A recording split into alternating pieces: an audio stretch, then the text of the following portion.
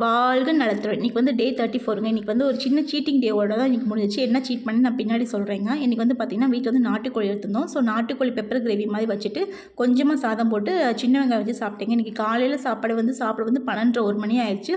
So சாதமாகவே நான் எடுத்துக்கிட்டேங்க. அதுக்கப்புறம் வந்து வீட்டில் வேலை இருந்தனால வந்து பெருசாக என்னால் மத்தியானத்துக்கு எதுவும் பண்ண முடியல.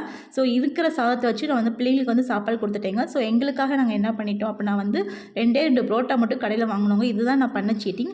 பட் புரோட்டாவும் இந்த கிரேவி நல்லா இருக்குங்கிறதுக்காக நான் ஃபுல்லாலாம் சாப்பிடல. 2 புரோட்டாவோட அளவோடு சாப்பிட்டு முடிச்சிட்டோங்க. அதுவும் வந்து 6 மணிக்குள்ளேயே நாங்கள் சாப்பிட்டுட்டோம். சால்னா வந்து பார்த்திங்கன்னா நான் கடையில் வாங்கின சால்னா இது பண்ணலங்க. நான் வீட்டில் வச்சுருந்த சிக்கன் கிரேவி இருந்துச்சு பார்த்திங்கன்னா, அதே வச்சு நாங்கள் வந்து சாப்பிட்டோம்.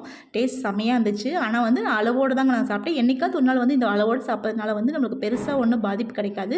ஸோ நைட் வந்து பார்த்திங்கன்னா ஒரு டம்ளர் காஃபியோடு முடிச்சுக்கிட்டேன். நீங்கள் என்னென்ன பண்ணீங்க, என்னென்ன சாப்பிட்டீங்க கண்டிப்பாக நீங்கள் கமெண்ட் பாக்ஸில் சொல்லுங்கள். உங்களுக்கு இந்த வீடியோ பிடிச்சிருந்துச்சுன்னா ஒரு சின்ன லைக்கும் ஷேர் பண்ணுங்கள். நீங்கள் பண்ணுற ஒவ்வொரு சின்ன லைக்கும் ஷேரும் எனக்கு அவ்வளோ முக்கியங்க. வாழ்க வளத்துடன்.